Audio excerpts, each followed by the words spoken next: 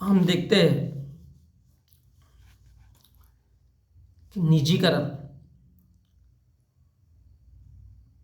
भारत का संविधान कहता है कि लोगों की आवश्यकता के अनुसार उनके अधिकार, उनके हकों की बातें, उनके भूख प्यास, उनके लिए शिक्षा, रोटी कपड़ा मकान, इन मूलभूत आवश्यकताओं की जो मनुष्य के लिए धर्म उनका कोई भी हो, उनकी पूर्ति होना चाहिए। लेकिन भारत की जो सरकारें हैं, चाहे वो राज्य सरकार हो चाहे वो केंद्र सरकार हो, उन्होंने क्या काम किया है? निजीकरण को बढ़ावा दिया है। अब निजीकरण मतलब एजुकेशन भी एक बिजनेस हो गया। अब जब प्राइवेट सेक्टर अगर बहुत ज़्यादा बढ़ेगा तो फिर वो डेफिनेटली एजुकेशन भी क्या होगा?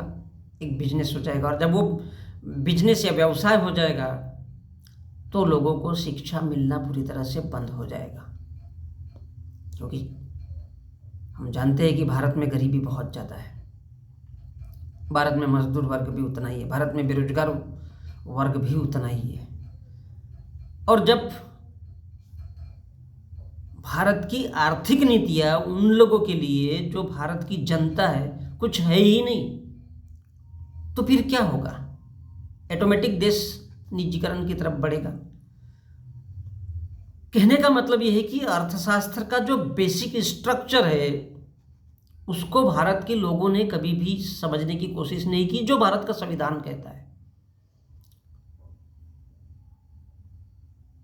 मनुष्यों की आवश्यकता, अब हिंदू हो सकते हो, मुसलमान हो सकते हो, सिख हो, ईसाई हो, जैन हो, पारसी हो, कुछ भी हो, अब की आवश्यकताएं क्या है?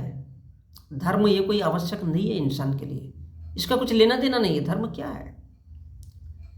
धर्म एक फार्मूला है लोगों को गुलाम बनाने के लिए। धर्म एक फार्मूला है लोगों पे राजनीति करने के लिए। धर्म एक फार्मूला है जो लोगों को आपस में लड़ाने के लिए है, इसके अलावा कुछ नहीं। कार्ल मार्क्स ने अफीम का नशा कहा। मनुष्य की लाइफ शांति चाहती है, इस बात से धर्म को कोई लेना देना नहीं होता। तो इस देश का जो बेसिक स्ट्रक्चर है वो इस देश के लोगों के लिए होना चाहिए था, जिसको समझने की आवश्यकता है, उसको निजीकरण में बदल दिया गया है।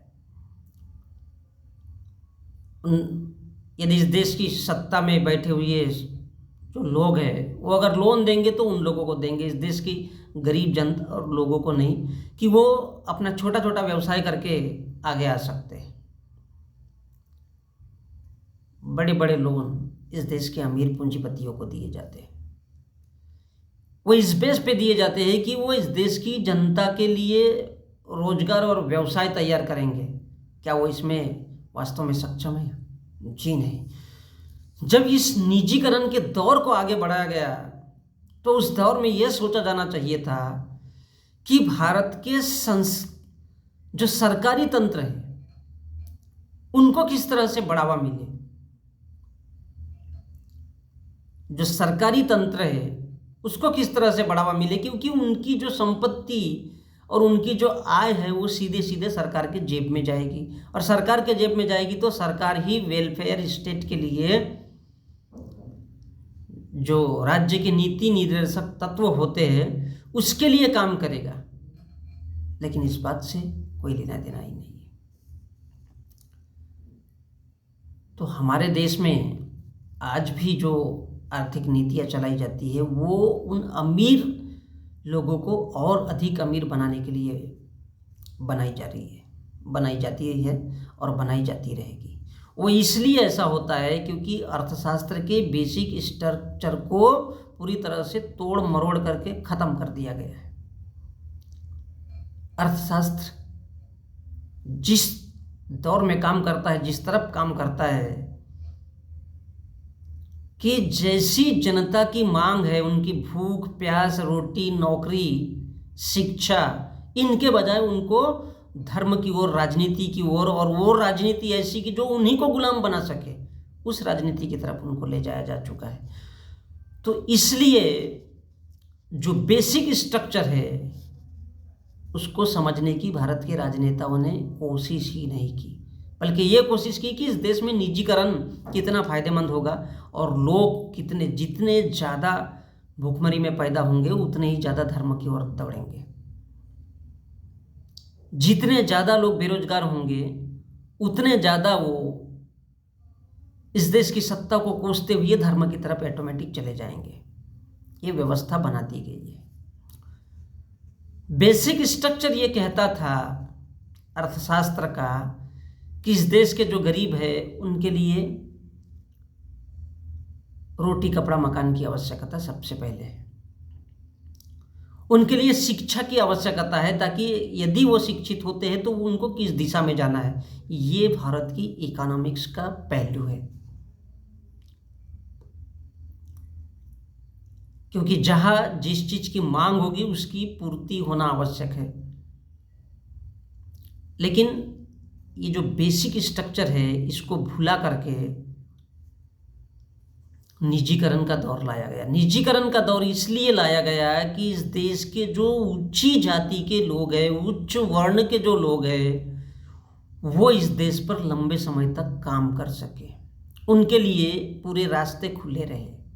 अब वो चाहे शिक्षा हो या फिर न्याय प्रणाली हो, ये दोनों के दोनों भी जो मुख्य फैक्टर है जो मनुष्य के जीवन को सबसे ज़्यादा प्रभावित करते हैं। क्योंकि आपको न्याय चाहिए, आप कहाँ जाओगे? कोर्ट कचहरी में जाओगे। आपको शिक्षा चाहिए, और यदि इस देश में वही शिक्षा जिसे हम ब्राह्मणवादी शिक्षा कहते हैं, धर्म की शिक्षा कहते हैं, यदि उसी का बोलबाला रहा तो क्या कोई इंजीनियर बन पाएगा? कोई डॉक्टर बन पाएगा? क्या कोई कलेक्टर बन पाएगा? क्या कोई चपरासी बन पाएगा? चपरासी से लेकर के कलेक्टर तक कोई कुछ भी नहीं बन पाएगा तो डेफिनेटली वो धर्म की तरफ मुड़ेगा। और उसके लिए क्या है, तो जो बड़े उद्योगपति है अगर उनके हाथ में इस देश की पूंजी दे दी जाएगी तो कुछ लोग ही अमीर बनेंगे, और इससे इस देश के लोगों में अपने आप बेरोजगारी भी बढ़ेगी, भूखमरी भी बढ़ेगी, और वो जो समाज में जो जहर फैलाया जाता है वह जहर भी अपने आप बढ़ेगा, और देश की जनता अपने आप अनपढ़ गंवार बनती जाएगी। वो उस लायक कभी खड़ी ही नहीं हो सकती कि इस देश के बेसिक स्ट्रक्चर को समझ सके। लेकिन भारत के संविधान ने व्यवस्था किया था कि लोगों को अगर शिक्षा मिले तो फिर सरकारी स्कूलों में मिले। अगर कोई कलेक्टर हो तो वो भी सरकारी पद के रूप में हो, क्योंकि जब वो उस पद पर जाएगा तो उन लोगों की समस्याएं सुनेगा जो वास्तव में लोगों की समस्याएं हैं, जो वास्तव में मनुष्य के जीवन के लिए जो आवश्यक है, मूलभूत है, नितांत आवश्यक है, उन चीज़ों की तरफ वो देखेगा और उसके हिसाब से वो उसमें अमेंडमेंट करके लोगों के जीवन में सुधार लाएगा। लेकिन निजीकरण में पूरी तरह से चंद लोगों के हाथों में इस देश की संपत्ति को सौंप देने का अर्थ है उन्हें पूरी तरह से निसहाय, गरीब और स्त्रियों की तरह अबला बना करके रख देना इस देश के जनमानस को। क्योंकि निजीकरण में एक या दो ही इंसान का फायदा होता है, और वो उन तमाम लोगों की सारी संपत्ति लेकर के बैठता है जिसे इस देश के समाज चाहे या जनता पर खर्च होना चाहिए, वो उसका उपभोग पूरी तरह से खुद कर पाता है, और इसलिए बाकी लोगों को कुछ नहीं मिलता और वो यथावत गरीब का गरीब बना रहता है। तो ये क्या है? A type of politics, a type of economic situation, निजीकरण जिसको कहते हैं हम, ताकि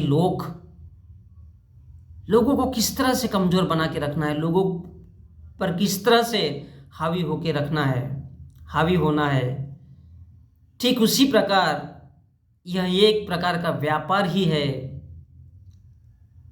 निजीकरण को सरकारों के द्वारा इस देश की जनता पर थोप देना। ताकि जनता कभी भी उठ करके खड़ी ही ना हो सके।